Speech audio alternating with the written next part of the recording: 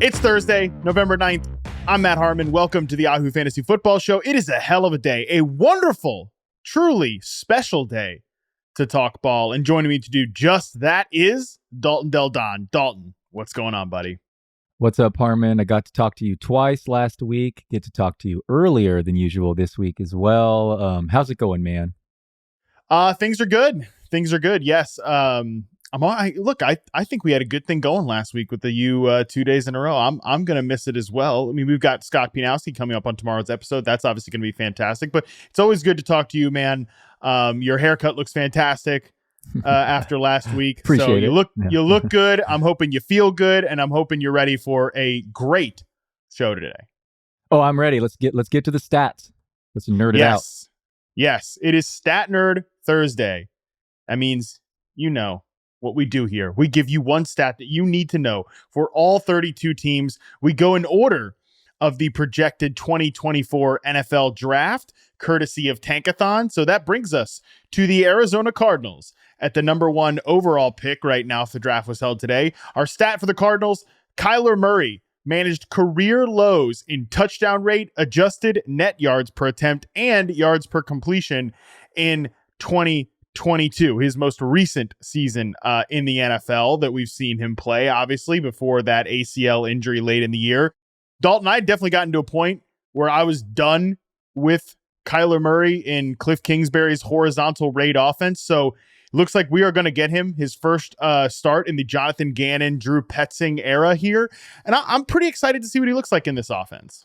Yeah, Arizona managed 58 yards on 48 plays last week. So poor Clayton Tune didn't stand a chance. Murray, yeah, this is nice news for Trey McBride, who in an impossible situation last week maintained a nice target share. And Marquise Brown, I mean, he really could go suddenly from leading the league in uncatchable targets to a top 15 fantasy wide receiver. Murray's competent, and one would think Murray's not going to run as much, returning from the knee surgery. So I think it's a nice setup for Hollywood Brown, who was a top 10 fantasy wide receiver over the first 6 weeks last year before his injury. And with Murray, I think he can be very, very productive down the stretch. Murray, I don't know what to expect other than an improvement over what we saw last week with Clayton Tune. Yeah, his YPA dropped last year. He's going to be coming from the injury. It's an audition for him and Arizona coaching staff to see what they're going to do next year and with these possible, a top draft pick.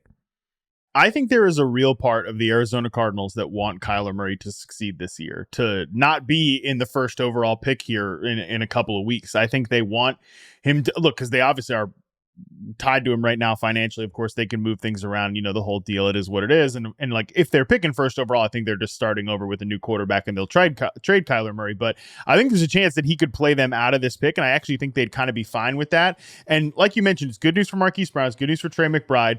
James Conner potentially coming back from injured reserve soon. Michael Wilson, their rookie receiver, I think has played pretty well in isolation this year and is a guy that, in a more traditional NFL vertical offense that Kyler Murray can push the ball down the field to. He's somebody that, Gannon's not super transparent with injuries. All he said was he should ramp up this week. We'll see how the week goes, but he's progressing well. In terms of Michael Wilson, the rookie receiver, they have some offensive linemen too who could be coming back soon. So look, I'm not saying that the Cardinals, Dalton, are about to be some offensive juggernaut, but if Murray comes back and he is the player he was in 2021 and not 2022, I mean, even in parts of 2022, he was still really good. But if he's that guy, I think there's a chance that there are some real sleepers and proven commodities in this offense. Yeah, last week, too, not only had to deal with a tough matchup in Cleveland, but Michael Wilson and DeMercado were both out. I mean, they were down to their number 4 and 5th running backs on their depth chart, and Wilson has been playing well, even if the fantasy production hasn't been there outside of the one game. But James Conner absolutely could be fantasy valuable when he returns healthy. I think they opened that 21-day window. He's not going to return this week, but maybe soon after, and he could be a workhorse easily with Murray and a competent offense. So they could go from being, really ugly performances last week to possibly really helpful fantasy if a condensed, Marquise Brown, Trey McBride, and Conner. I mean, it really could go from awful to rather helpful down the stretch. All right, we're skipping the next two teams, Carolina Panthers and Chicago Bears, at the second and third overall spot here, and that should tell you we're in for an absolute banger of a Thursday night game. We'll talk about those two teams later. Number 4, New York Giants. The Giants rank 32nd in remaining strength of schedule per Unpredictable, which uses future betting markets to predict strength of schedule. That tells you a couple things. One, the Giants have some tough games coming up. 2, they're not going to be favored in another game probably the rest of the season. Total disastrous situation here. Dalton, Danny Dimes, our guy, is out of the mix. Tyrod Taylor, actually my guy, might not play again this season. It's Tommy DeVito. Maybe there's like Matt Barkley's in the mix at some point. I mean, the only other guy we care about on this roster is also named Barkley, Saquon Barkley, but I can't imagine that this is going to be an offense really, the only thing I care about with the Giants is how hard can they fall, right? Like, how bad can this team be?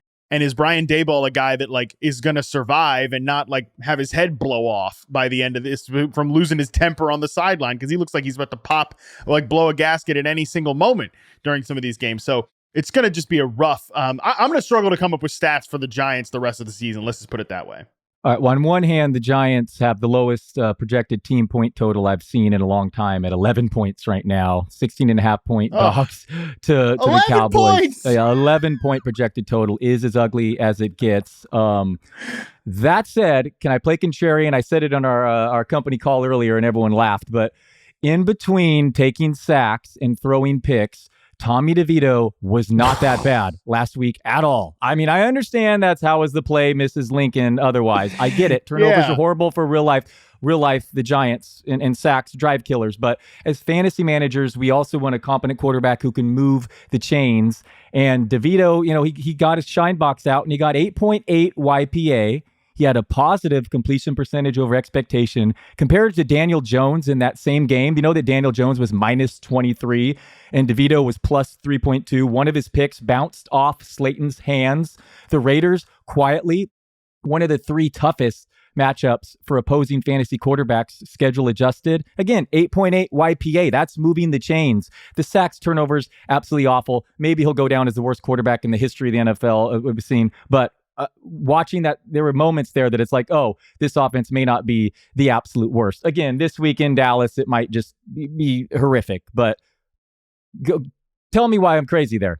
You're not into Danny's nephew. You're not into this. 8.8 again, 8.8 YPA doesn't mean anything to you. I mean, he's moving the chains there. I mean, that's I mean, it means something. It doesn't mean completely nothing. I'm just looking at his college Daniel Jones stats. is really bad, man. I mean, it was. I know he was injured, but dude was miserable again that first quarter. I mean, and Tyrod Taylor looked like an immeasurable upgrade when he was out there. So, I don't know. This offense, in my opinion, this offense could look better with DeVito than it has with Daniel Jones, and I guess that's not saying much. Damning with faint praise, but it's not like anyone's using anyone on this team anyway with Waller out. Right. There's no receivers, and you're starting Barkley, who, by the way, has looked awesome the last 2 weeks quietly. The box score doesn't show it, but he's breaking tackles out there and looks really good. But again, he's not a guy you're going to really want to use in DFS this week. That's for sure in this matchup. And maybe my DeVito hype will prove, maybe won't age well. Yeah, I'm looking at just success rate since week 8. I'm talking about like that's a moving the chains metric. He ranks 39th among all quarterbacks the last since week 8. So weeks 8 and 9. The only other 2 guys worse than him though are Daniel Jones, Brett Rippon, Clayton Tune, and Tyrod Taylor, who only had like 2 plays here. So really not much there going on. But yeah. I don't know, bro. I don't know if I'm in on this DeVito hype train you're trying to drive here. Yeah, it's obviously doesn't matter for fantasy, again, because of the rest of this roster. But I don't know. I'm going to be rooting for DeVito and Bagent. If you think I like DeVito, wait till you hear I talk about Bagent 0. Oh, good Lord. All right, let's move on to another really exciting team here. Number 5, Dalton Del Don's New England Patriots. The Patriots routes run in week 9. Demario Douglas leads the way with 36, only 78.3% of the dropbacks. Mike Gesicki, 35. Hunter Henry, 35. Jalen Reagor, Dalton's guy, Jalen Reagor, 30. Ramondre Stevenson, 27. Juju Smith-Schuster, Dalton's other guy, 16 routes run. Zeke Elliott, 13. And Tyquan Thornton, what a disaster of a draft pick, at 9 routes. I tweeted out this morning, I don't know if you saw it, Dalton, like the career best or the most recent success rate versus man coverage scores for Tyquan Thornton, Juju Smith-Schuster, Jalen Reagor, and I included Devontae Parker just to be mean. you can include 4 images on Twitter. Why not just throw Parker in there too? These guys are all some of literally the worst separators in the NFL. What a nightmare here. Yeah, Rager's not my guy. I did hype Juju last week. PPR, 6 catches, 50 yards, but he actually had a really nice catch on that final drive, but he followed it up with an interception bouncing off his hands to end the game. Mac Jones started out that game by badly overthrowing a wide-open Tyquan Thornton on 4th down on the first drive. It was a sign of things to come. Not good, man. At home against Washington, that's been the most favorable for opposing passing offenses, and traded away 2 of their defensive linemen the week before, and they still just couldn't get it done. Ugly stuff. Hunter Henry and Gesicki could be usable in deeper leagues. Demario Douglas in PPR, but it's just brutal. Do you know that Ramondre Stevenson, I don't believe, had a 15-yard run all season before that 64-yarder was the longest of his career? This Washington defense is beatable, and Mac Jones was beaten instead. It's beginning to think he's not the future quarterback of New England. I am beginning to share that opinion as well. So that is that on the New England Patriots. Number 6 overall team, Los Angeles Rams. Brett Rippon threw 0 passes on first down in the first half last week. 0 first down passes. I didn't look at second down, but I can't imagine it was much higher. There was a lot of run, pass stuff, which is the worst thing, by the way, if you're trying to hide your quarterback, you don't have confidence in him, because you're just setting him up for bad third down situations when you're running the ball like that. Confirmation that they don't have a lot of confidence in old Brett Rippon, because the Los Angeles Rams signed Carson Wentz. Carson Wentz on Tuesday afternoon, Dalton. That feels bad for Matthew Stafford. I know that Rams beat writers and the team says like, oh, he's trending like he's going to be back after their week 10 bye. Do you really sign Carson Wentz if you're completely unconcerned about Stafford? I don't know. I'm definitely raising my eyebrows at this. Yeah, that is ironic that coaches think they're helping out their quarterback by calling run plays on first down, when in fact it's doing the opposite. This is the main thing when I heard the Wentz news was just, does that mean Stafford, his availability? Because it has been positive. The team says they expect him back after the bye, but how compromised will he be? But you have to be, well, I guess, assuming that's true about Stafford, you're happy that they improved their depth here, because Rippon, I mean, what are you doing with Nakua and 2 running backs splitting touches, and even Kupp 3 straight quiet games? But now you get Stafford back, even if he's 80%, and you get Wentz, who's willing to throw it. His problems are, again, the sacks, the turnovers, but fantasy, he'll at least throw the ball downfield. So it's a positive development overall if you're a Kupp Nakua guy coming off just a really down week. I know by the end of the week, people were shying off Nakua, but everyone was still using Kupp, and that was just an utter disaster against Green Bay. I mean, that was one of the most unwatchable games of the weekend just because of the Rams' offense. I'm with you that, look, Carson Wentz is not a good quarterback, and he's not like a net positive for your team or certainly for your fantasy pass catchers. But if the alternative is Brett Rippon, like that's the backup plan, it could be a lot worse than Carson Wentz. And I feel disgusting for saying that, but it is nevertheless the truth. Number 7 overall team, Green Bay Packers. Aaron Jones saw 26 opportunities in weeks 9. That was targets and carries. He had averaged 11.3 in his first 4 games, or in his other 4 games of the season. Well, Matt LaFleur said, I'm going to, feel comfortable like loading up Aaron Jones with touches. I'm getting him ready to rock here coming into week 9. And he was certainly telling the truth. I was skeptical because he had been limited the last couple weeks of practice, but that could have been looked at that they were saving him for the game, and they were, and it's great to see. And moving forward, treat Aaron Jones as a top 15 fantasy back at minimum, top 10 if you wanted to. Christian Watson suffered multiple injuries on that one deep pass, chest injury, back injury. I guess he did not suffer concussion, which is good news, but that just means it could be more work for Aaron Jones. So yeah, it's wheels up for him. Great to see finally over that hamstring injury he suffered in week 1, because this team really needs him with Jordan Love looking so shaky. Pretty ironic that the Packers made Aaron Jones take a pay cut and all this stuff. Yeah, right. And they literally can't run their offense without him. He is the most important player. He's not Christian McCaffrey level straw that stirs the drink for this offense, but he's pretty damn close. I mean, and that's getting them, obviously the Niners, it's they go from a great offense to an absolute superpower with Christian McCaffrey. The Packers go from unwatchable to functional with Aaron Jones. And it's ironic that it's yeah, we're definitely going to make this guy take a pay cut, but we can't run our offense without him. But hey, is what it is. I like Aaron Jones. He's a good guy, so I'm sticking up for him on that regard. But all right, number 8, Tampa Bay Buccaneers.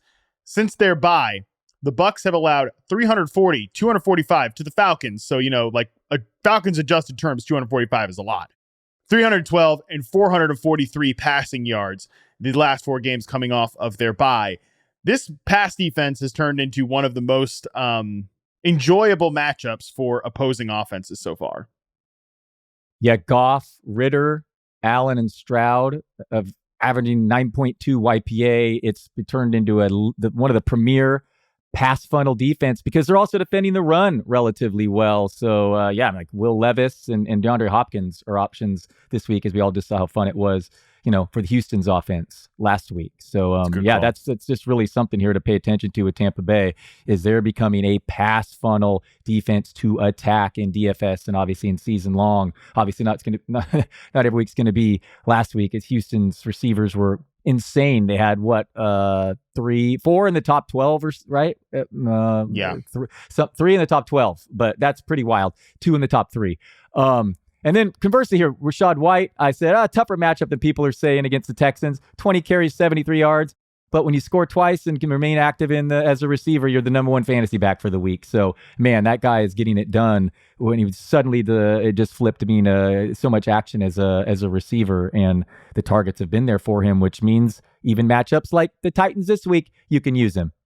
Yeah, it's not pretty, it's not efficient, it's not effective at all. But they haven't gone away from him, that's usually what happens to these like dead zone backs, right? Like Alexander Madison, unfortunately Cam Akers, tore his other Achilles. What an absolute, bad break for Cam Akers there. But, it's like, all right, Alexander Madison's not working out all that much. We're going to trade for Cam Akers, Miles Sanders. Well, it's not working out. We're just going to bench him for Chuba Hubbard. But that has not happened so far for Rachaad White, even though he hasn't been an effective option. So that's a good point by you. Just to note other passing matchups on the ledger for these Tampa Bay Buccaneers. Titans this week, like you mentioned, we'll talk Will Levis here shortly. Your San Francisco 49ers in week 11. That should be an absolute fire show for their passing offense. Indianapolis Colts in week 13, Bryce Young and the Carolina Panthers. Let's see if they can actually do something against that defense. Yeah, despite having a couple solid corners, Tampa there, it's just such a good setup. The reason I was getting confused before, they had Houston last week, 3 top 12 fantasy receivers and a top tight end in Dalton Schultz. So, I do like the that's what I was going to say. The Bucs, and they're just shutting down opposing backs, have not allowed any opposing running back to get 15 fantasy points in half PPR. 15 fantasy points. I mean, even run down the names. Shut down Detroit's running game. Shut down the Falcons' backs. Shut down James Cook. Last week, Singletary got 3.6 fantasy points, and he got 1 million touches. So, I mean, it's really the pass funnel here. Go start passing attacks against Tampa. And they're playing almost 80% zone coverage, too. They lead the NFL in 2 high coverages, and middle of the field open percentage, according to fantasy points data. So, like, that is the perfect matchup for, like, opposing fantasy quarterbacks or, just opposing offenses in general. You want to stuff the stat sheet? Well, this team stops the run really well. And you can, rip them up in like soft zone coverage. Perfect marriage. And you want to go even more galaxy brain. Their offense can't run the ball either. So it's a lot of plays going back and forth. Tampa Bay can't run it either. And Baker Mayfield's always open for, a carnival game. So it's a really nice setup there. All right. Defense going in the other direction is the Denver Broncos. The Broncos, 80.9 passer rating allowed from weeks 5 to 8, ranks 10th best in that span. They've also given up 98 rushing yards per game, which is, not great, but also not hateful. 80.9 passer rating is pretty good. 2 games with the Chiefs in that mix as well. Are the Broncos are all of their defensive metrics just basically skewed because of that disaster against the Dolphins? Yes, and they have quietly, even when the stats weren't showing it, you could tell they were playing better. And it's an improving defense. One that I'm curious to see how Josh Allen responds on Monday night. I think it's going to be interesting because a lot of people just have locked in that they're a cake. They were so bad. I believe they're still among the most fantasy points to opposing backs. Yes, they still have allowed that because they were just so allowing the 70 points. But they've improved in all areas, not just pass defense. I mean, you look at the recent against running backs, they've really shored it up. So yeah, I think it's a defense we should consider middle of the pack moving forward and not just the disaster it was over the first few weeks. I like that. All right, number 10, Tennessee Titans. Will Levis's 10.2 average depth of throw the last 2 weeks trails only CJ Stroud and Taylor Heineke. Mike Vrabel announced this week that Will Levis is going to be the starter going forward. Ryan Tannehill will be the backup, which is the only move that could have possibly made any sense. I think Levis, weirdly, I'm more impressed with him coming out of the Steelers game than I am the Falcons game, because I think he had to just do more NFL stuff than some of what the stats would show against the Falcons. And obviously Pittsburgh is a tough matchup there. So I feel pretty good about Will Levis, and I'm not saying he's going to be a star or anything, but I'm at least interested to watch his progress the rest of the season. Totally agree. That was a tough setup, short week in Pittsburgh. Definitely missed some throws and showed some limitations, but you love the flick of the wrist, how just easy he can throw that deep ball. And Hopkins dealt with Porter, who's just emerged as this crazy shadow cover suddenly. And now, conversely, yes, he faces a couple. Again, Tampa Bay has a couple good corners, but man, Hopkins should be looking at another double-digit targets in this matchup we just talked about against the Bucs, and Levis is totally game for that. Now, Chig was quiet until the final drive, where he got 3 or 4 targets, and I feel like that could become a thing moving forward. And again, against Tampa, who just made Dalton Schultz go crazy. So, really, if you want to hold your nose there with Chig, and is Burks going to be available here? Really, Hopkins and Chig could see a ton of targets. Sounds like he's not. Sounds like he's not going to play. Is Traylon Burks this week? I had the under on damn Chig Okonkwo yards for our FFL picks. And he, it was 24 and a half. I was feeling so good until that final drive, and he gets all 3 of them. But that's the way it goes sometimes.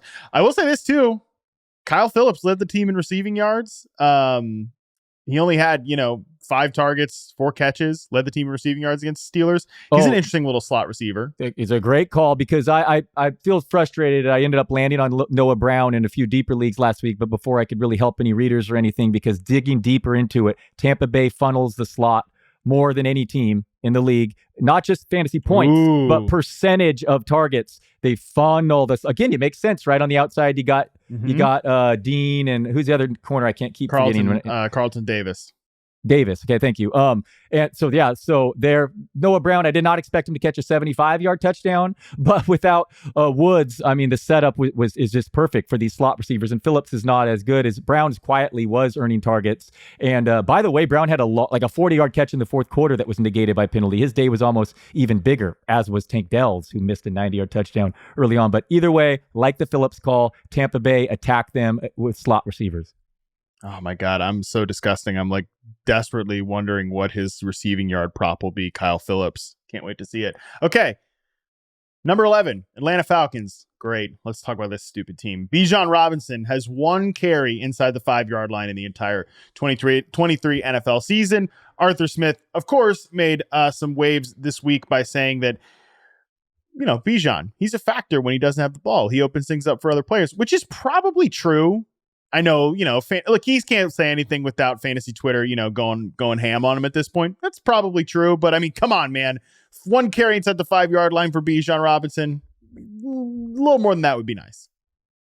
Okay. On one hand, it's insane. Yes. Carries inside the 10-yard line this year. Algier 10, Ritter 5, Patterson 2, Bijan 2, Jonnu Smith and Kaderil Hodge, the same total amount as Bijan Robinson. And Arthur Smith. Only Arthur Smith shaves his mustache during No Shave November. But on the other hand, Scott Barrett, love him, man. A contrarian thinker. When everyone's thinking one thing, he's like, let's think of the other side, or maybe let's look at things differently. And guess what? Bijan not on the field. The Falcons 4.95 yards per play. Bijan gets a carry or target, 5.03 yards per play. Bijan is on the field but doesn't get a target or carry. Atlanta getting 6.21 yards per play. So Smith is right about that theory of his. So and the fact that Jonnu Smith, do you remember it wasn't that long ago that people were begging for more targets from him in Tennessee? Like, this is a good player. Like, it's not just some scrub taking the targets from Pitts. He took a screen and went 70 yards for a touchdown last week. That said, I get why he's so condescending to the media. And Bijan Robinson, you're drafting him high, and you're giving Algier a lower success rate down there, by the way, than Bijan for these short yardage plays. And it's frustrating. He also probably gets unfairly criticized for that week that Bijan was sick and didn't play. We just think in our heads, we got screwed there too. But I don't know. What do you make of this? They're not winning games. I get it that it's fantasy, but it's also at the same time, if I were in Survivor, I'd be screaming too because I want the Falcons to win. So put your best players, on the field more too. So it's not just a fantasy thing. And then Mr. Barrett points out that when he's they're higher, the most productive play this year has been Bijan on the field but not getting the touch. Yeah, no, look, like I said, he's right about that. I mean, of course, like it's the same thing when McCaffrey's on the field. And I mean, he doesn't, I'm not saying that the splits are completely right, but you watch teams defend Christian McCaffrey when he's on the field. He's drawing multiple eyes and he's opening things up for other players. That's 100% true. That's why I'm saying, like, if your favorite fantasy analyst is out there like dunking on that quote, they're not thinking all the way through. They're not thinking about a football sense. And Scott Barrett does a great job of that. Like from the football sense in this instance, Scott is right that is true. Still, I said this and we put the Falcons in the coping corner, just all Falcons players in the coping corner after the People's Panic Meter on Tuesday. Because like you're right. And I've pointed this out about Arthur Smith's offense before, that like the Jonnu Smith plays are very, very good. The Diami Bird plays, or Demir Bird a couple of years ago, those plays were really good. The way he opens things up for other players is really good. The thing is, when you're a head coach, you also have to be like, yeah, but we're also going to put our best players in a position to crush on a weekly basis. And he just doesn't do that. And that's the problem. From a fantasy, not even from a fantasy perspective. You're right. From a real life perspective, in the long run, that's not optimal. And it's going to piss your players off. And I mean, like, perfect example, Mike Tomlin came out the other day and said, about George Pickens deleting all his stuff off Instagram and, all that stuff. He's like, it's not even like close to a problem for me. I don't care. He called it like a pebble in his shoe or something. And like, I want guys that want to contribute to winning. Yes, you want guys that want to win, but you also want guys that are going to be a factor in that success. That's what a good head coach does. Not like, well, they don't care about their production. Of course they care about their production. They care about winning, but they also care about production, because when it comes time to renegotiate a contract, you're not going to show the win-loss record. You're going to want to show the stats. Yeah, I mean, Pitts is not even earning more targets with no Drake London in the quarterback switch, and they're losing a game to a Vikings team that lost its backup quarterback right away. I get that it was hard; they weren't prepared for Dobbs' running, but he's learning the cadence. I believe every play he went to the right. They didn't have Christian Darrisaw. Their left tackle went down late in practice. I mean, you got to win that home game against like that. That was a suspicious line all week. And man, the market is just so tight. I mean, it was close spread for a reason, despite Jaron Hall getting the start. Yeah, man, Arthur Smith. And even when he is ahead, he just plays he does not play ever put his foot on the gas pedal either. He always plays to keep it a 1-score game. So he is frustrating. Yeah, last note on this. There is a difference between the Kyle Pitts criticism and the Bijan Robinson criticism. Like, I wasn't saying any of this stuff about Arthur Smith last year because it's like, yeah, Kyle Pitts, good player, but like, I don't think he has shown yet to live up to like, I'm the 4th overall pick. I think he's a good player. I also think he's not 100% healthy right now. I think that is still the case. But like Bijan Robinson, like watch that guy. He is 100% a difference maker. Barrett's stat that you mentioned there shows he's 100% a difference maker, and opposing teams treat him that way. So there's a difference between the criticism here about the 2-player usage. All right, let's move on from the damn Falcons, please. Number 12 overall team, Washington Commanders. Sam Howell has been under pressure on just 25% of his dropbacks the last 2 weeks, and he's converted critically just 14.8% of his pressures into sacks. Those are both top 10 marks, 10 lowest marks among quarterbacks the last 2 weeks, according to fantasy points data. That's a huge bit of growth from Sam Howell. I think it's also, and I've said this all year, a lot of the sack stuff is an Eric Bieniemy problem. I think there has been some positive signs and signals that Bieniemy is coaching to the players he has here, and that's really good from him. And there's been a lot of buzz, Dalton, that like, hey, the Washington Commanders might just keep on rolling with Sam Howell, not just the rest of the season, but maybe into next year as well. He impresses me. He's getting the ball out quicker. He threw for the most yards against the Patriots this season. And New England, yes, they've suffered some injuries on defense, but they faced Jalen Hurts, Tua twice, Dak Prescott, Josh Allen. Howell had an awesome, one of the plays of the day, I should say, of week 9, On 3rd and 23, he ran 24 yards. We'll ignore the fact that drive ended on a bad interception on 1st and goal in the end zone. But Hal is a baller. He helps you fantasy with his running. And if he can really continue to improve avoiding these sacks, I mean, the rate was bound to regress. I mean, it was out of control.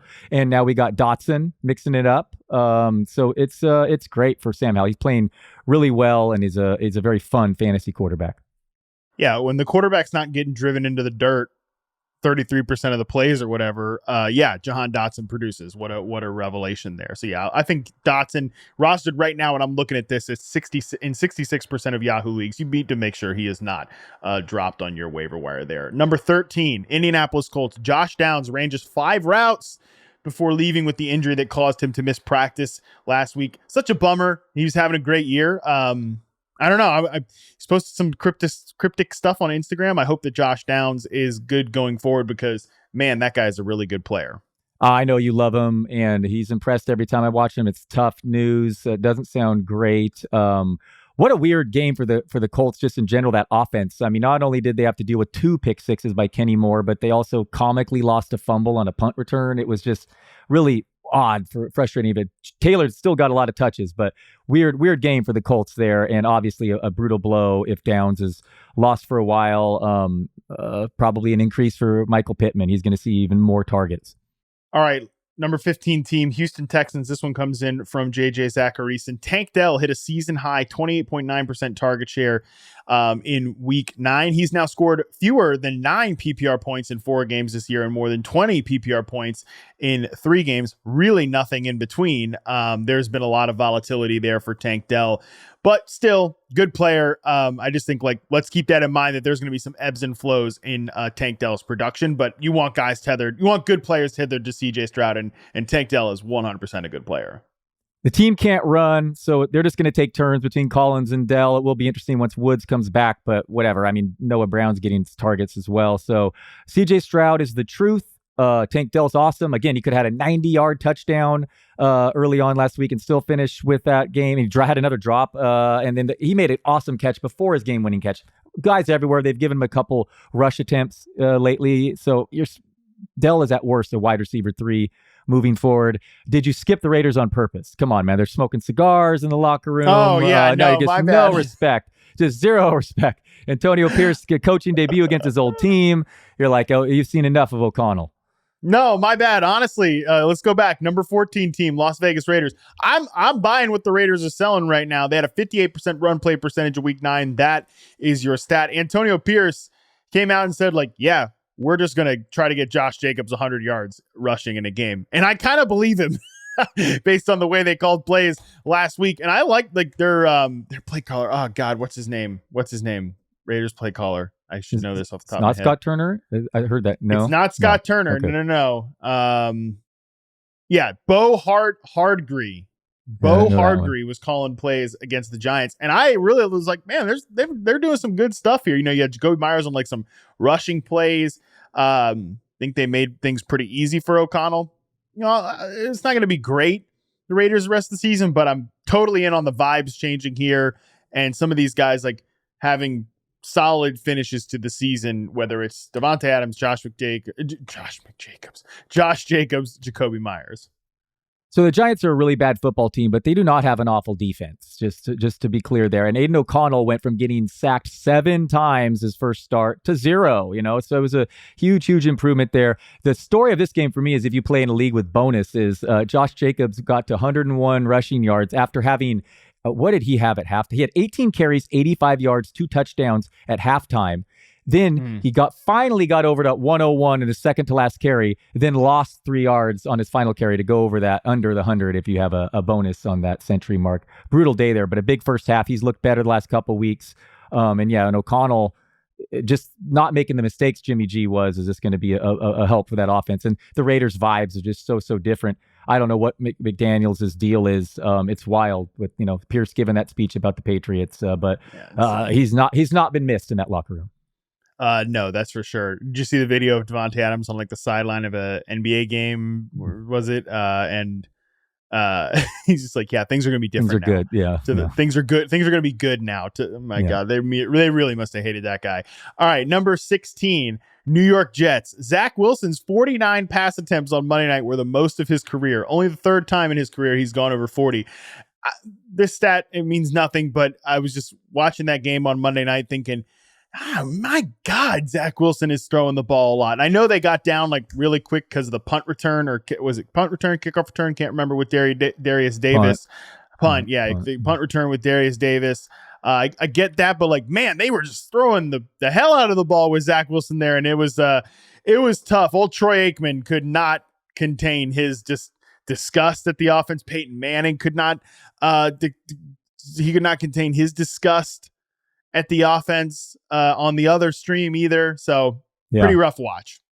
The Chargers did not. They had 2 drives that went 25 yards Monday night. I will take the L that I was wrong, and I believe that the Jets were wrong in not trading for a quarterback. I thought they'd make a move. Yeah. I'm just very surprised. Carson Wentz, Jacoby Brissett.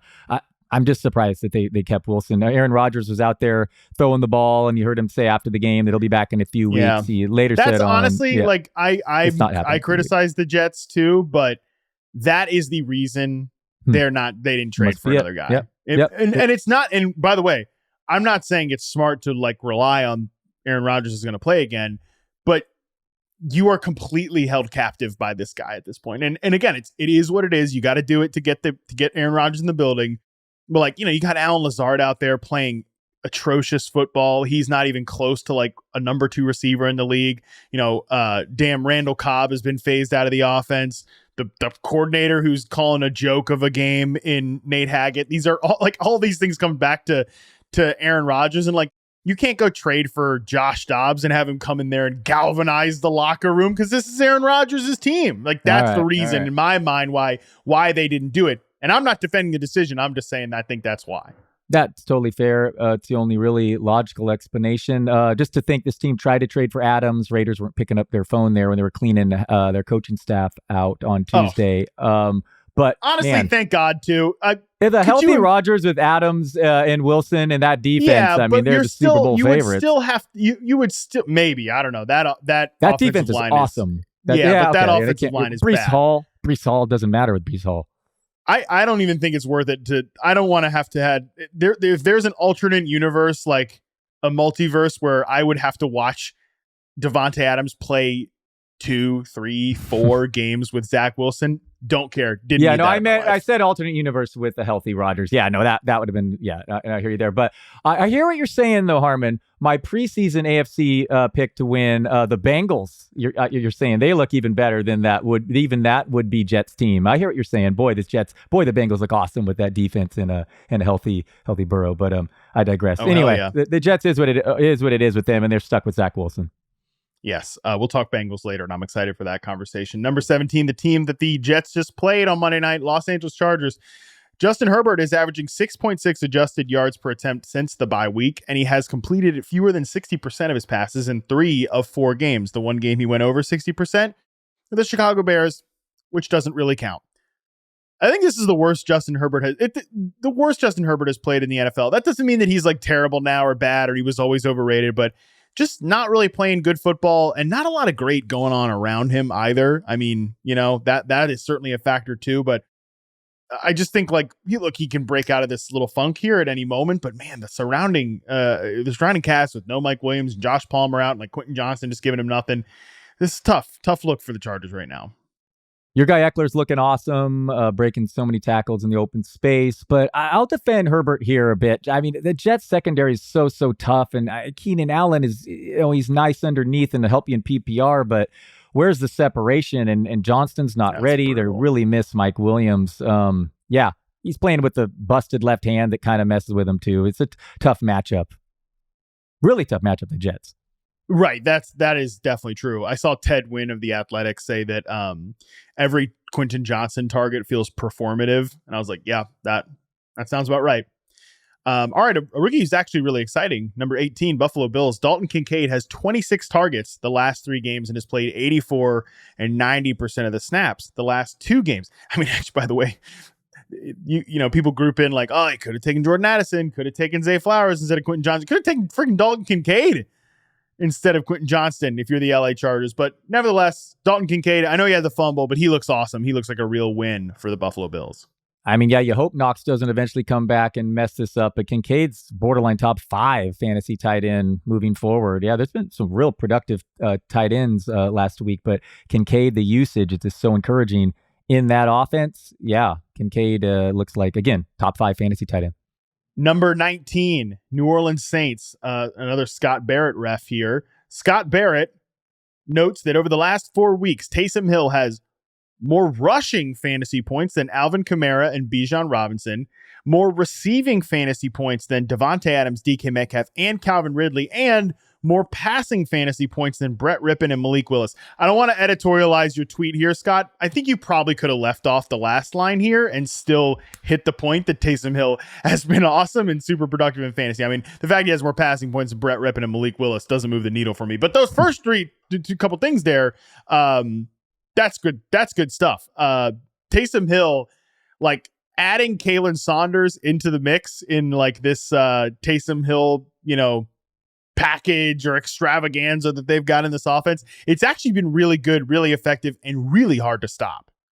He had more carries than Alvin Kamara last week. Taysom's just taking over in the red zone. He looks good too. He can throw touchdowns. He can catch touchdowns. I mean, he's a borderline. I mean, I have him right behind the top 5-ish tight end moving forward. It's 6th or 7th, 8th, whatever, and he'll have some down weeks, but every tight end does. I mean, actually, his floor is even higher because of the carries. The fact he gets so much work inside the 5 and the fact he's so effective, it's just a cheat code for those starting him at tight end. Just want to briefly talk some trash about Dennis Allen, the Saints head coach. I mean, he weirdly accepted a holding penalty on 4th and 2 in the second quarter instead of the Bears were having their field goal unit out.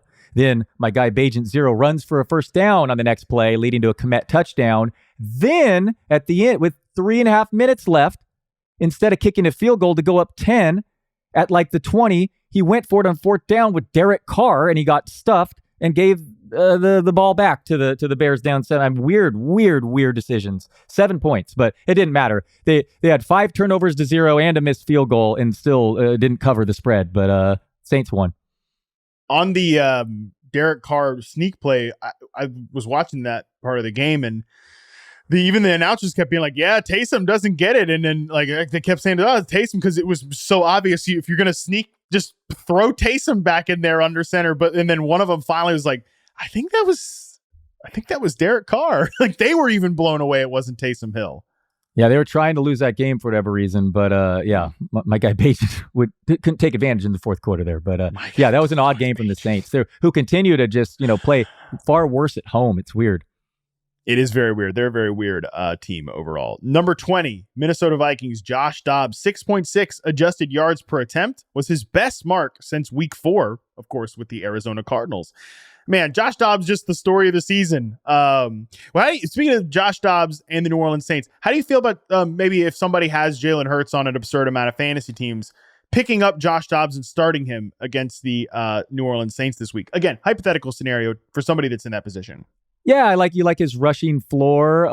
He was a top 5 fantasy QB last week, despite not starting the game and not knowing Minnesota's playbook. I mean, he had 2 of my favorite highlights last week, avoiding this sack and running for a first down, sick TD run. I think he has the 2nd most rushing yards among quarterbacks this year. He's just totally getting it done with his legs. They were missing their left tackle, Darisaw.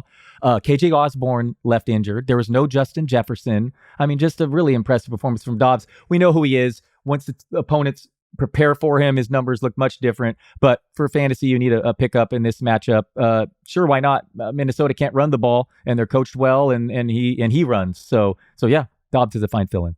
Number 21 team, Dallas Cowboys. This one comes in from Laquan Jones at Real Deal Fantasy. He's the man. Jake Ferguson's red zone presence alone is why I'm a fan. Laquan notes 14 red zone targets. That's 4th in the NFL. Dak Prescott's passer rating when targeting Jake Ferguson in the red zone, 108.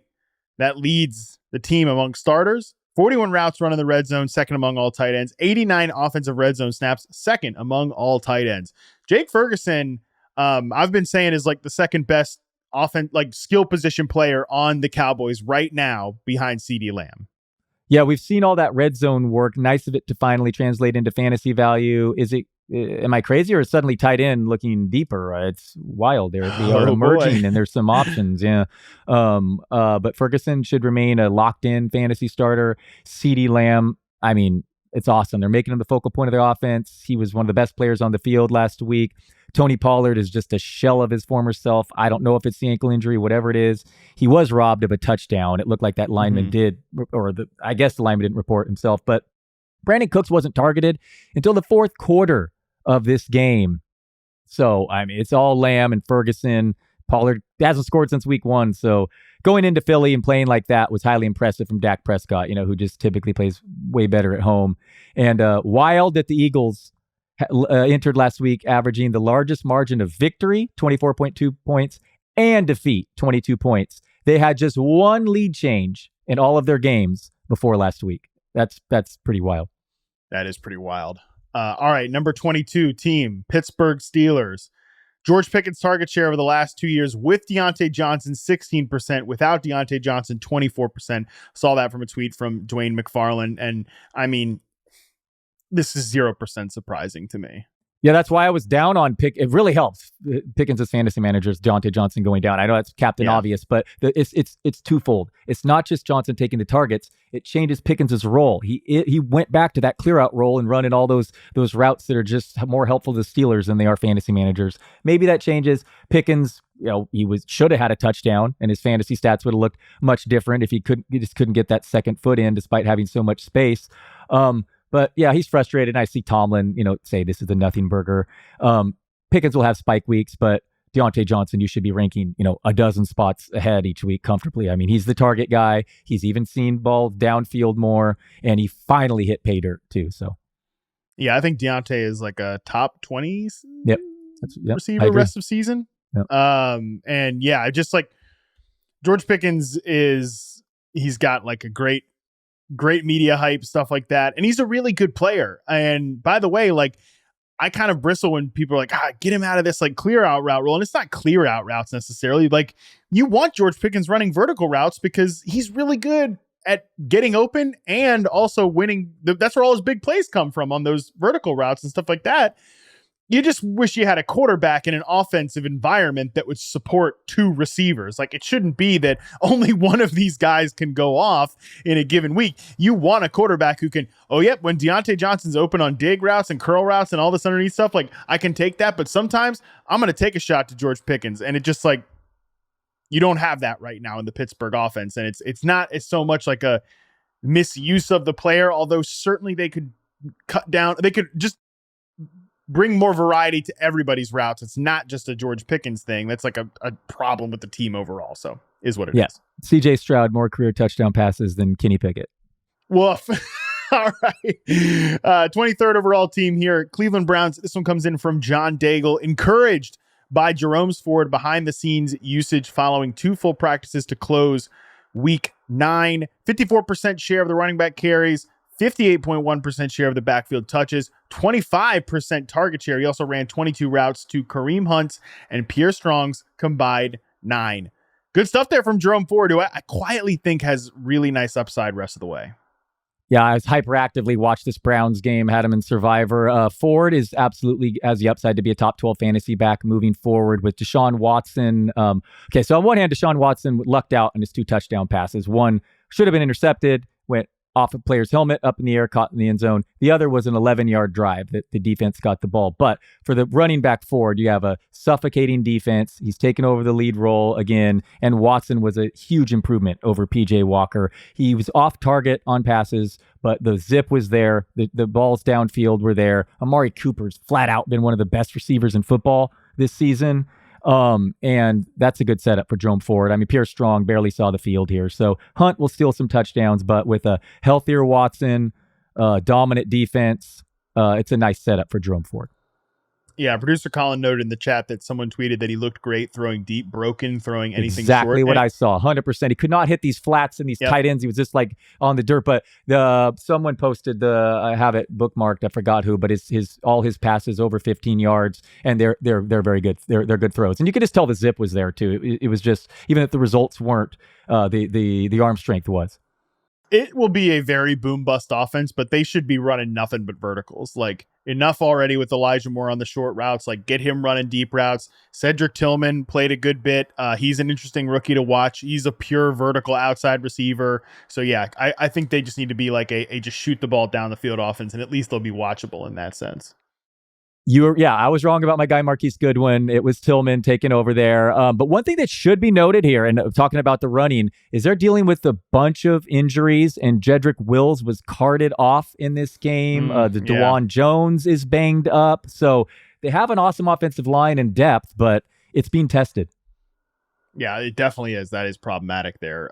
Number 24 overall team, Cincinnati Bengals. Mike Leone from ETR notes that here are the leaders in pass rate over expectation on the season. A clear first tier has formed. 1, the Cincinnati Bengals at 9.5% pass rate over expectation. 2, Chiefs at 8.9%. Commanders, my God, at 8.6%. To show the gap there, the fourth team is the Buffalo Bills at 5.6%. So this is exactly the type of Bengals offense we want and need to see the rest of the season. Yeah, we all hope Jamar Chase is healthy, especially those considering using them in Survivor this week. Burrow looks back. Boy, the Dalton. Defense looks awesome. Yeah, the pass rate over expectation the last 5 weeks is through the roof. They lead the league in it. And I'm curious, conversely, how the Bengals play their defense, because if they play how they've been, Jacob Gibbs has a good tweet about this, but they play how they had before last week, it could be another money week for the Texans. But if they pull off the blitzing like they did against Josh Allen, this could be tougher for Stroud. So a chess match there between, Stroud, Burrow. This should be so fun. But Burrow, he's taking ball under center more, running around. The average depth of target surprisingly hasn't changed, but I think that will come later. And now T. Higgins is healthy. So yeah, this offense, and just as an ancillary effect, Joe Mixon is going to really benefit here down the stretch as well. Absolutely. All right, number 25, Seattle Seahawks. This one is from Ryan Heath of Fantasy Points Data. The Seahawks running backs over the last 2 games. Kenneth Walker, 87 yards from scrimmage, 17 rush attempts, 4 targets. Zach Charbonnet, 77 yards from scrimmage on 9 rush attempts and 3 targets. Charbonnet has 3 of the 4 red zone carries so far this year. This is looking like a straight up committee, man, and just is what it is.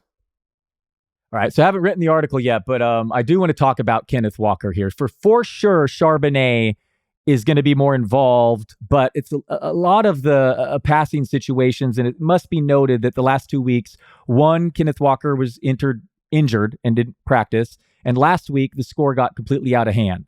This week could be very different as 7-point favorites at home against the Washington defense that allowed, Stevenson's first run to 15 yards all season last year. So while Charbonnet is definitely a problem, and he's even getting about 3 of the last 4 red zone carries, I think Walker's still the guy at the goal line, and he could break, long runs, and I think he's going to be a top 15-ish fantasy back still moving forward. JSN's going to help this offense, his emergence. I think he'll be fine, and Charbonnet's absolutely a mustache and would be a monster if Walker got hurt, but I still think he's going to be more like a running back 36 and Walker running back 15 type thing. Does that make sense, or am I off base? Okay.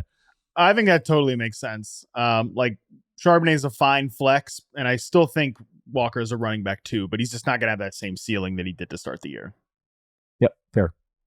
All right, number 26 overall team here, San Francisco 49ers. Only quarterbacks that have a higher turnover-worthy play rate than Brock Purdy so far this season, according to PFF. Tyson Bagent, your guy. PJ Walker, Gardner Minshew, Mac Jones, and Desmond Ridder. But also, I don't care. I kind of like that Brock Purdy. Yeah, he's going to throw some balls that the other team can get, but you want him taking chances in this offense, Dalton. Yes or no? Yeah, I'm fine with it too. You hope that the concussion didn't affect him last game, and his last 2 picks are fresh in our minds. But yeah, get Debo back. Purdy had high turnover worthy plays even last year in his success. People kept pointing out how lucky a lot of the non-interceptions were, but so it's not entirely shocking. I think this offense would suffer a possibly dramatic downgrade if it switched to Sam Darnold, in my opinion. Yeah. So Me too. the bye came at the right time. This will be a fun game. So I think 2 things are happening here, though. I think the Niners are much better than people realize, coming off a weird game in Cleveland and a Cincinnati team that might be the best in football right now. And then a weird one in Minnesota before Cousins went down. And that Minnesota team has crazy underlying metrics that are better. But they're facing a Jacksonville team, crazy underrated defense. I mean, Trevor Lawrence is on pace to throw 19 touchdowns this year, but that defense is, I think, third in DVOA, but also just the eye test and watching them. I think two things are happening here. The Niners offense, we're all expecting a bounce back, but again, for the fourth straight game, they're like, crap, it's not the right time for some explosion. I think that is a very show us who you are type of game between those two teams coming off bye, and I can't wait to watch it. That's one of the most. I think I might be more. Every opponent for the Niners has to be a bye the week before. I believe that's the one mandate of the season. Sorry, go ahead. Yeah, what a scandal! Somebody should look into that. Jacksonville is a tough opponent. It's going to be a fun one, but Brock Purdy absolutely could be picked off this week. Number 27 overall team, Miami Dolphins. They're averaging a mere 80 rushing yards per game the last 3 weeks, 26th in EPA per rush, and 15th in success rate in that span. This vaunted Dolphins run game has suddenly looked a little bit toothless. Raheem Mostert had a couple of good plays in the second half, but other than that, it's been pretty rough the last 3 weeks. The Dolphins 0-3 against teams with a better than 500 record, 6-0 against teams with a losing record. I think I heard a crazy stat. They haven't beat a team with a winning record since week 3 of last season. Don't quote me on that one, though, or don't fact check anything I say. Be safer that way. Mostert is had a great season, but he's also dealing with A-chance returns, imminent return. So, I think falls out from. It'll take another injury for him to go back being an RB1, but the guy can break a big play at any moment, and the Dolphins offense remains explosive, if not overly matchup dependent. We're going to spend too much time on this team because you kind of just talked about them. 28th overall, Jacksonville Jaguars. Trevor Lawrence, 14th in EPA per play and 7th in success rate so far this year. To me, again, success rate being consistency down to down. I think that they've been solid down to down. There just hasn't been a ton of big plays in the past game. There's been a little more, just volatility there, and that's where the EPA comes in. I think this team's going to be fine going forward. Curious to see where Trevor Lawrence goes. I mean, does he continue to kind of put up underwhelming numbers? Does he reach the status we all expect? He's been very fine as a real player. Disappointment as a fantasy player this year. Love to see what ETN's doing. I do worry that ETN cannot withstand this workload. Man, I love him, but this is a little too much for. I mean, it's a lot. But coming out of the bye, Niners have been more vulnerable against the run. So ETN, you're locked in again as a top 5 back. Yeah, he's been great in fantasy. Their volume metrics have been really good, running overall, but he's averaging under 4 yards per carry. He's been, I think he's been really good this year, but I do wonder if some of the reason that their run game is 26th in success rate is because of just issues holding up to this workload. So I would be great if Tank Bigsby was actually good. That would be awesome for them. Number 29, Detroit Lions. Jahmyr Gibbs has touched the ball 69 times in the 3 full games without David Montgomery, but it sounds like David Montgomery is pretty close to coming back. What do you expect this backfield split to look like with both of them active? Something close to 50-50 with Montgomery getting the goal line touches and Gibbs more targets. You're starting both against the Chargers, assuming Montgomery is good to go. I mean, one of the highest totals of the week indoors. Shaky defense. Lions getting healthy. Amon-Ra seeing all those targets. So, I have them ranked back-to-back right now, the cop-out. I mean, they're both lock-in starts, borderline top 15 backs. Watch your eyebrows, Austin Eckler. Nobody loves the hedge ranking more than me, so I love it. That's going to be great. You can appreciate that one. Okay, good. Yes, I can. Number 30 overall team here, Baltimore Ravens. Keaton Mitchell, Gus Edwards, and Justice Hill all had 4 carries in the first half of that blowout win in against Seattle. Excuse me. I think Keaton Mitchell's here to stay, man. I think he looks good, and he was a part of that game plan. Justice Hill was kind of the guy that was out there in garbage time late in the fourth quarter.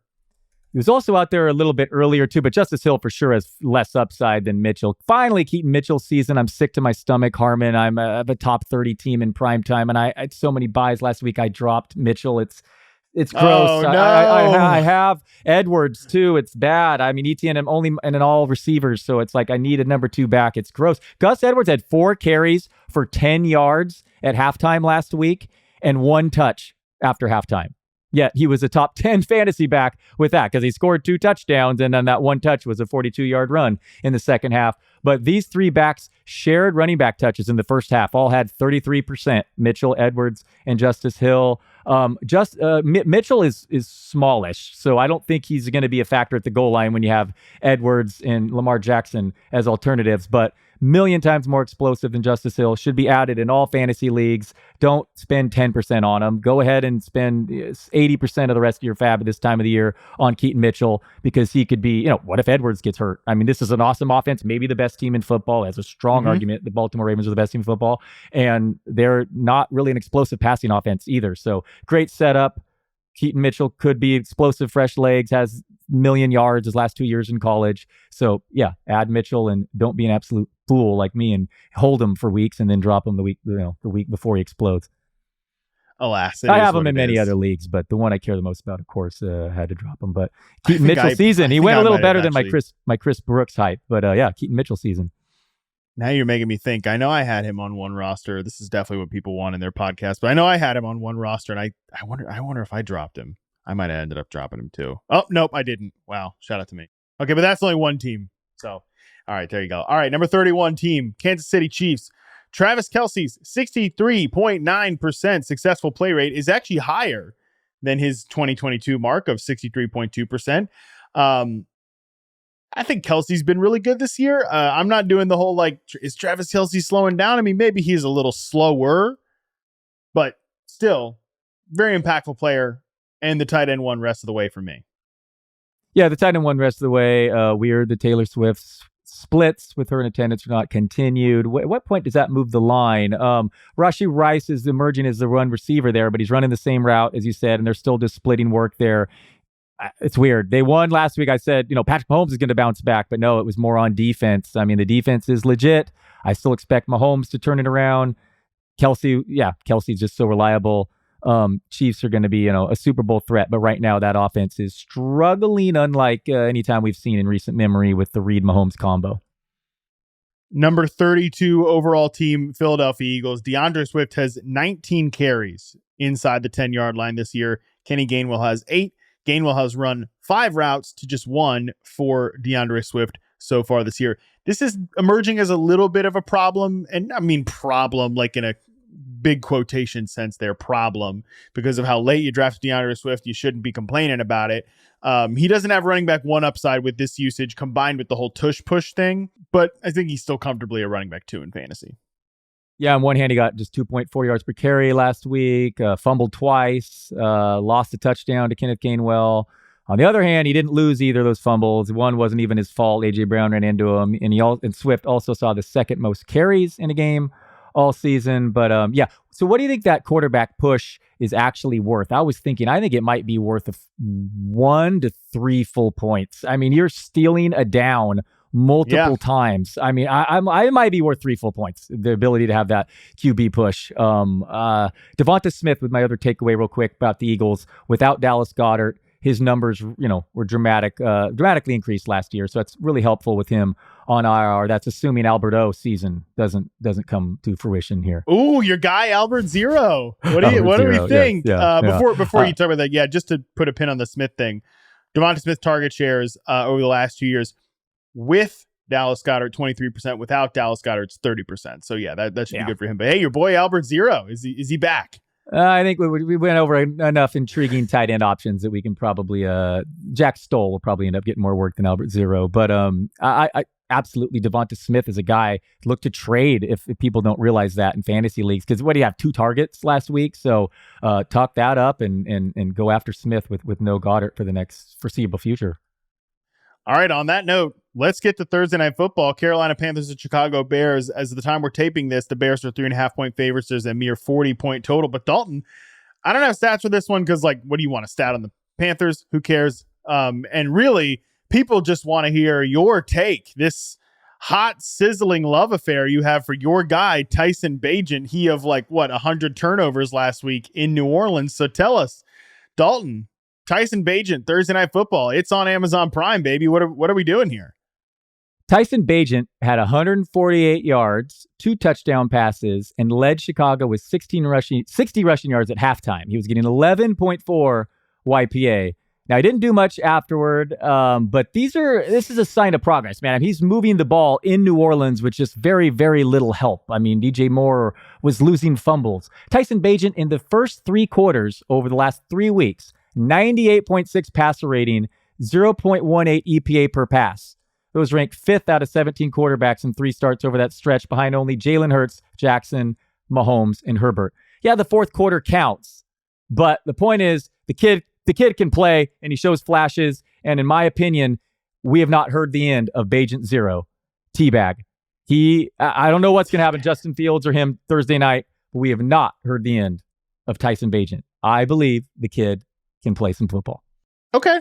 I mean, he is a viable NFL quarterback that is not like embarrassing to see on the field. Is that fair? I mean, I don't think I'll take it. Yeah. No, saying, when you say we haven't heard the last, are you saying there's like I think he's gonna have to replace Fields injured again and win some football games. Like long-term starter, probably not. But I'll have a long-term backup. He'll be in the league 8 years as a backup. Okay. Which is pretty good, considering the last opponent he had in college was a school of mimes. Yeah, no, I mean, look, it's definitely better than that. School of Mines, by the way. People say mimes, but School of Mines was the literal opponent of his last in college football. Tyson Bagent, the dad, 19th time arm wrestling champion. I feel like you're picking up what I'm putting down here. You're unimpressed. At halftime, the dude was lighting the world on fire. Come on, he nearly won that game in New Orleans. 5 turnovers to nothing. It's a shame that they have to play that second half. Okay, here, let me just say this. Would you rather a guy have 11.5 YPA than the bed in the fourth quarter, or would you rather have a guy have a 6-point YPA the whole time? What's more interesting to you? Do you get what I'm saying? Like, I mean, I get it that the defenses are adjusting and stuff, but to me, the fact that he's showing these flashes and doing this on the road with, Darnell Mooney's out there making plays. I mean, that's, Cole Kmet. Cole Kmet made a beastly catch, I will say, but he's throwing dimes out there on that over-shoulder throw, man. Put some respect on Bagent's name. He has been fine. I think Chris Collinsworth jumping the shark during the Sunday Night Football broadcast, like that's some teach tape right there that they're going to be showing Justin Fields. I don't know about that. I don't know if Justin Fields he could learn a thing or two sitting watching Tyson. Let me tell you, play that quarterback position. Okay, all right. Anyways, so on this particular matchup, hey, it's a great spot for Bagent Fever to keep on going here because the Panthers are a non-serious operation, and now Brian Burns is not going to play in this game. So Bagent is interesting. Who's going to have a better fantasy day, Bagent or Josh Dobbs? Since we talked about him earlier. Oh man, yeah, Dobbs because of the running. Although Bagent runs too, I'd probably lean Dobbs there on that matchup. But yeah, okay. The fact that Bagent's going to immediately play on this Thursday night and probably fall on his face is pretty perfect here. But you're starting Kmet if it's Bagent. Well, either way, but Kmet really wants Bagent here because, man, his target share has been way up. Not just last week and then the end zone looks, but compared to Fields. And yeah, Moore's not seen as many looks downfield, but I don't know if it dramatically affects him. But we're just guessing here with Fields. And if he's not back this game, it will certainly be, shortly after. They're going to turn back to Fields. He's going to help your fantasy team running. And we're all just kind of guessing with the grip and the thumb situation. I definitely think Bagent is a downgrade for DJ Moore, which is a shame because this should be DJ Moore's revenge game. Like, hey, remember me? I could really be helping out your rookie quarterback you got over there if you just should have traded Brian Burns instead of DJ Moore. But hey, what can you do? And that number 1 overall pick package. I don't know, man. I mean, I'm not very interested in this game. I'm not very interested in this game, but it is what it is. Hey, the Bears running back split. We might get Khalil Herbert back this week in this one. I hear you. It's not. Yes, that's another factor. We just we have no idea there. But if not, Foreman was the guy. But yes, if Khalil Herbert, he just might really make that a tough one. And then, man, I mean, Bryce Young, 2 pick sixes last week was not good. It was a huge step back. Frustrating. Adam Thielen, it was a tough matchup, man. His target rates dropped 13% when facing man. The Colts use a ton of that. Where did the Bears stand there? Pretty middle of the package. Bears are pretty zone heavy. Yeah, they're 7th most zone coverage. Oh, yep, yeah, they're zone. So maybe we see more back to Thielen getting the targets, but But yeah, man, taking Bryce Young over CJ Stroud is not looking ideal right now. No, it is not. I don't have anything else to say on this game. Do you? Chuba Hubbard was dominating work and then fumbled and saw Miles Sanders get really involved in the second half. Sanders had 1 carry at halftime, but 4 touches on the opening drive afterward. Hubbard did finish with the healthy 22 opportunities, but I think Sanders is going to be back getting touches, which is tough and arguably the league's worst offense. So, and then their committee at tight end too with Tremble and even Sullivan getting involved there. They're like both ahead of Hurst, or at least on par. Hurst just blocked. So it's really not a great fantasy situation at all with the team scoring no points. It's just Thielen racking up the targets in PPR. What a treat. Can't wait to watch this. And I'm going to watch all of it because I'm a sicko. But for now, that's going to do it. Dalton, hell of a show. Appreciate you, buddy. Appreciate you, Harmon. Thanks for humoring me with all my horrible backup quarterback defense. Hey, man, you stuck up for Tyson Bagent. You stuck up for Tommy DeVito. If not you, who was going to do it? So, you know what? Shout out to the real thanks goes to you for sticking up, being a voice for the voiceless of the backup quarterback regime there. So good for you. Thanks, Harmon. Good times, man. All right. Tomorrow, we'll be back. We'll set the stage for week 11 with the games you need to binge, stream, and skip. Scott Pianowski joins me for that. Hype for it. Until then, we're out.